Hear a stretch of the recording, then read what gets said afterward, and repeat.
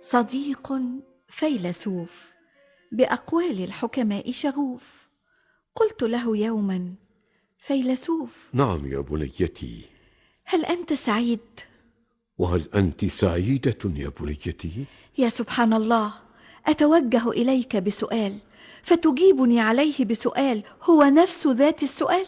بنيتي، في بعض الأحيان قد يكون في السؤال جواب يغني عن كل جواب. فيلسوف، نعم يا بنيتي. أجبني من فضلك جوابا صريحا مريحا.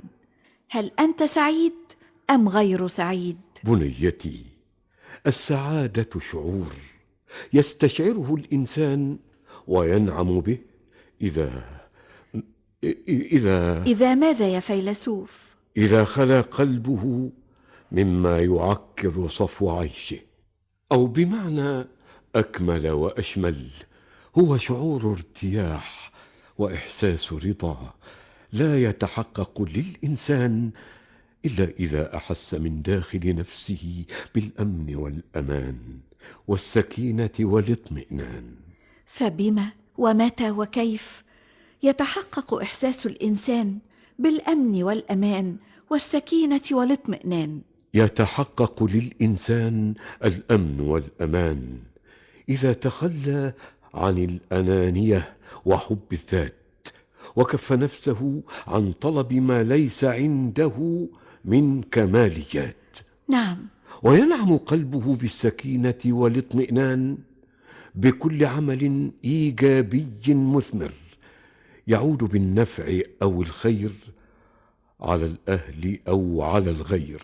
تماما تماما يا فيلسوف، ولكن ألست معي في أن الإنسان يعمل الخير للغير في بعض الأحيان فلا يجد منه إلا الجحود والنكران؟ بنيتي، من يعمل الخير لذات الخير لا ينتظر جزاء ولا شكورا من الغير، بل إنه يا بنيتي، بل إنه ماذا يا فيلسوف؟ بل إنه يستعذب العذاب ويستهين بالهوان من أجل تحقيق مثل عليا يؤمن بها ويعمل جاهدا على تحقيقها، فإن حققها هدأ جأشه وطاب عيشه. فيلسوف، نعم يا بنيتي. من يا ترى تراه أطيب الناس عيشا في هذه الحياة؟